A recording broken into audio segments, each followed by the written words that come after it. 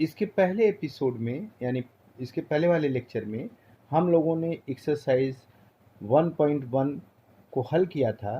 आज मैं आपको प्रश्नावली 1.2 को सॉल्व करेंगे। सबसे पहले पहला क्वेश्चन इसमें है। पहले क्वेश्चन में आपको ये बताना है कि कौन से रिक्त समुच्चय हैं। आपको स्टेटमेंट दिए गए हैं, उनमें से आपको बताना है कि कौन से रिक्त समुच्चय। पहला है यहाँ से 2 से भाज्य विषम प्राकृतिक संख्याओं का समुच्चय।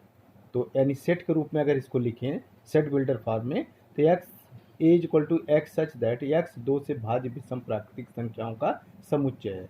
चूंकि 2 से भाज्य हो ऐसी प्राकृतिक संख्याएं सम होती हैं, विषम संख्या नहीं होती है, इसलिए यह एक क्या होगा, रिक्त समुच्चय, या फिर इसे एम्प्टी सेट या फिर नल सेट इसे कहते हैं। दूसरा इसमें क्या करें, सम अभाज्य संख्याओं का समुच्चय। तो मान लेते हैं कोई सेट बी है जो x सच दैट x सम अभाज्य संख्याओं का समुच्चय है, जो कि आपका 2 होगा।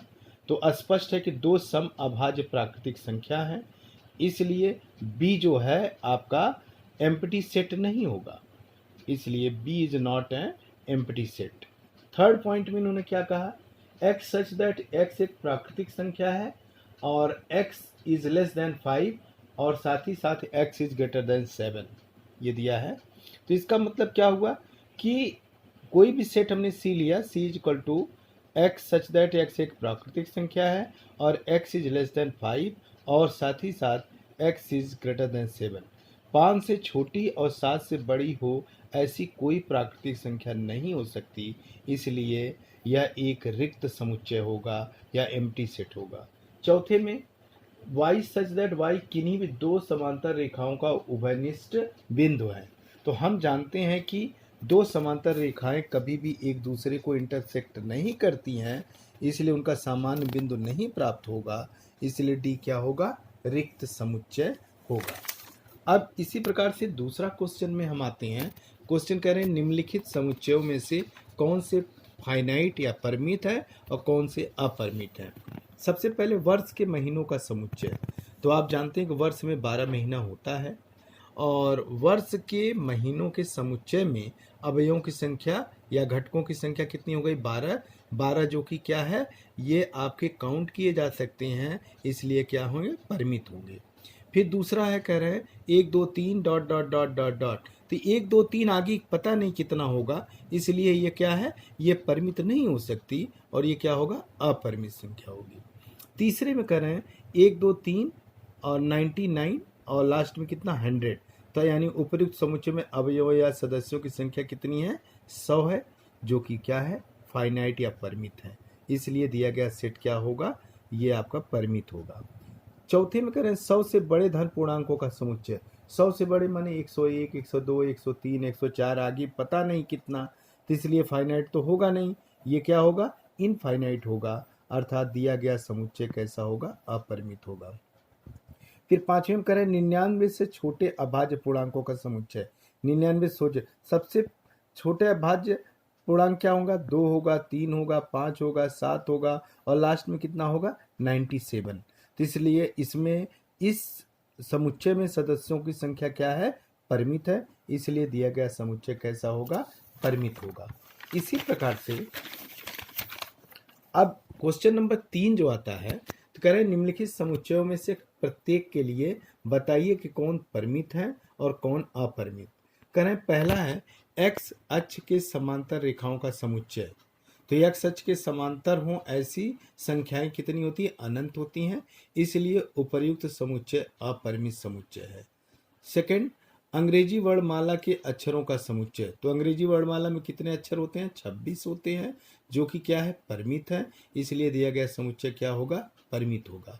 तीसरा कह रहे हैं उन संख्याओं का समुच्चय जो 5 के गुणज है, यानी 5 के गुणज संख्याओं का समुच्चय क्या होगा, 5 होगा, 10 होगा, 15 होगा, 20 होगा, 25 होगा, 30 होगा, आगे डॉट डॉट डॉट पता नहीं कितना होगा, और जो कि यह क्या दर्शाता है, यह परिमित तो है नहीं, क्या हो सकता है, अपरिमित, इसलिए दिया गया समुच्चय कैसा होगा, अपरिमित होगा। फिर चौथा करें पृथ्वी पर रहने वाले जानवरों का समुच्चय। तो पृथ्वी पर रहने वाले प्राणी कैसे हैं? अपरिमित हैं, जो कि यह अपरिमित समुच्चय होगा। फिर पांचवा इन्होंने कहा मूल बिंदु 0 0 में से होकर जाने वाले वृत्तों की समुच्चय। तो मूल बिंदु में से होकर जाने वाले वृत्तों का समुच्चय इनफाइनाइट अर्थात अनंत होता है, इसलिए उपर्युक्त समुच्चय क्या होगा? अपरिमित है। अब बात आती है क्वेश्चन नंबर 4 में, करें निम्नलिखित में से बताइए कि कौन से set A equal to B होंगे ये अथवा नहीं होंगे। जैसे पहले में इन्होंने दिया set A equal to A B C D और बी में दिया है डी सी बी ए, यानी पहले सेट में 4 एलिमेंट हैं और दूसरे सेट बी में भी 4 एलिमेंट है और चारों समान है। क्रम उल्टा है। हम जानते हैं कि किसी भी समुच्चय में अवयवों की क्रम जो है उस पर निर्भर नहीं करता है, केवल उनकी संख्याएं समान होनी चाहिए। दूसरा ए इक्वल टू 4 8 12 16 है और इसमें आपको दिया गया है बी इक्वल टू 8 4 16 18, यानी सब समान है। पहले वाले सेट में 16 है, दूसरे में 18, ये अंतर है, इसलिए सेट ए जो है सेट बी के बराबर नहीं होगा। तीसरे में कर रहे हैं ए इक्वल टू 2 4 6 8 10 और इसमें कर रहे हैं बी में एक्स सच दैट एक्स सम धन पूर्णांक हो और x is less or equal to 10। तो ये वही है, सम धन पूर्णांक हो, यानी 2 हो 4 हो 6 हो 8 हो और 10 हो। तो अर्थात दोनों सेट कैसे होंगे? समान सेट होंगे, इक्वल सेट होंगे। तीसरे में set A equal to set B. चौथा करें A equal to x such that x संख्याओं 10 का गुणज है। तो 10 का गुणज होगा तो यानी 10 20 30 40 50 इस तरह से होंगे। और इसमें कर रहे हैं 10 15 20, यानी सेट ए और सेट बी मैच नहीं कर रहा है। सेट ए के सभी एलिमेंट सेट बी के सभी एलिमेंट के बराबर नहीं है, इसलिए set A not equal to the set B. इसी रेस्पेक्ट में आपका पांचवा क्वेश्चन जो आता है, पांचवा आपका क्वेश्चन है, उसमें कह रहे हैं कि क्या निम्नलिखित समुच्चय युग्म समान है? कारण सहित आपको बताना है। पहले में दे रहे हैं सेट ए इक्वल टू 2 3 और बी में कह रहे हैं एक्स सच दैट एक्स समीकरण x square plus 5x plus 6 बराबर 0 का एक हल है। तो सबसे पहले हम क्या करेंगे? समीकरण जो दिया है उसको हल करेंगे। X square plus 5x plus 6 बराबर 0, इसको हल करने पर हमने पाया कि इसके जो सेट है एलिमेंट वो -2 -3 है। तो सेट ए के जो है 2 3 है, सेट बी -2 -3 है, दोनों में आपके अवयवों की संख्या समान नहीं है, इसलिए सेट ए और सेट बी समान समुच्चय नहीं है। सेकंड में A equal to x such that x शब्द फॉलो का एक अक्षर है और बी का है वाई सच दैट वाई शब्द वल्फ का एक अक्षर है।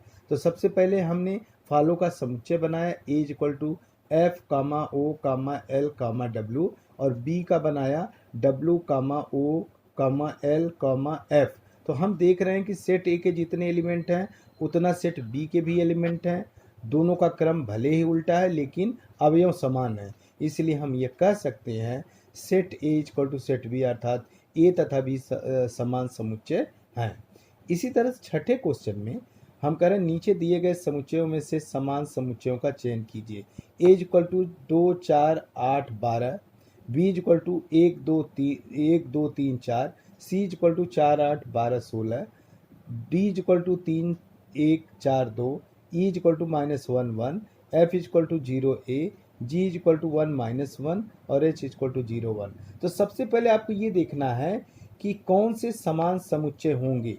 तो सबसे पहले हम सेट ए को देखते हैं। तो 2 4 8 12 क्या ये किसी से मैच कर रहा है? तो हम इसमें देख रहे हैं कि ऐसी स्थिति में यहाँ पर सेट बी में और सेट ए में, यहाँ पे सेट बी इक्वल टू 1 2 3 4 और डी में कितना है 3 1 4 2। तो यानी बी और डी कैसे होंगे? समान समुच्चय होंगे। और ई जिसके आपके अवयव हैं -1 1 और जी 1 -1, तो ई और जी समान समुच्चय होंगे। इसका मतलब कि बी और डी हमने देखा 1 2 3 4 और डी 3 1 4 2, ये दोनों कैसे हैं? समान समुच्चय होंगे। बच्चों आज के लिए बस इतना ही। हम अगले लेक्चर में आपको उप समुच्चय या सबसेट के बारे में बताएंगे और उससे रिलेटेड आपके जो है हम उदाहरण और एक्सरसाइज 1.3 कराएंगे।